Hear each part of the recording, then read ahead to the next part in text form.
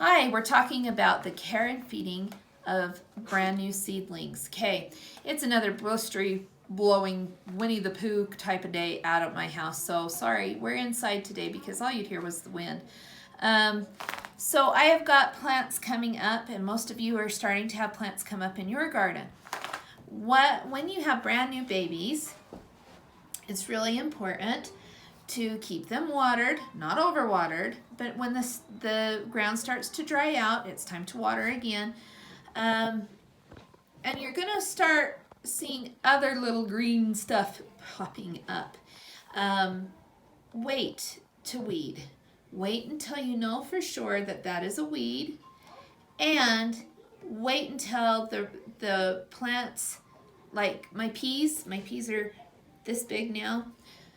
Wait until they're established before you can start weeding. Mine are this big. They're getting established. I can start weeding. But if they're teeny tiny, you don't want to mess up their root system. They won't like you for that. The other thing that I do is I use Epsom salt.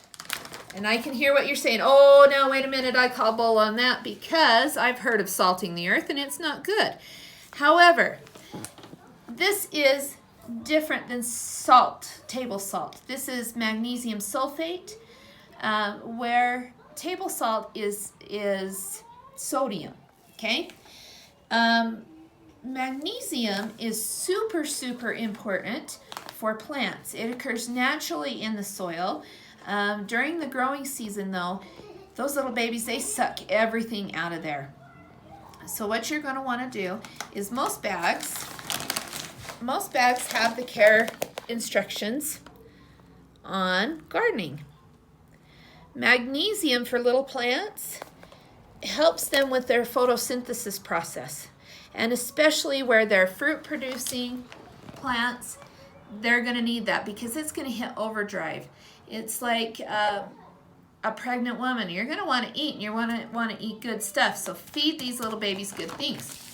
What I do is I put 3/4 to a cup in my furrow where, start my water, dump it in as the water's going, and I do this about every 2 weeks. A good measurement, you can either write it on the calendar or put it on your phone, but my good measurement is after I have weeded, I do magnesium. It really is going to be a great benefit to your plants. Another thing you're going to want to be wary of is on the back of your seed packages, they're going to tell you want to start thinning out the seedlings. Don't do that yet. Okay, the only things you really need to thin out are carrots and beets and parsnips. However, wait until they're big enough that you can get something from that little seed.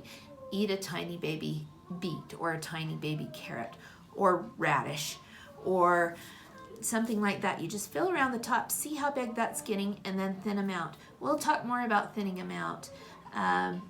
Beans is another special case, but we'll talk more about beans in another upcoming video. Also, did you know magnesium is good for you too? Magnesium is one of the most deficient minerals in humans, but it is necessary for over 300 cellular functions. That's hard to say. Say it out loud yourself and see. Cellular. This kind is really good for gardeners where you've been bending over and you have the aching knees and sore back. Put a couple of cups in a warm tubby and it'll soothe that away. It's Mother Nature's muscle relaxer.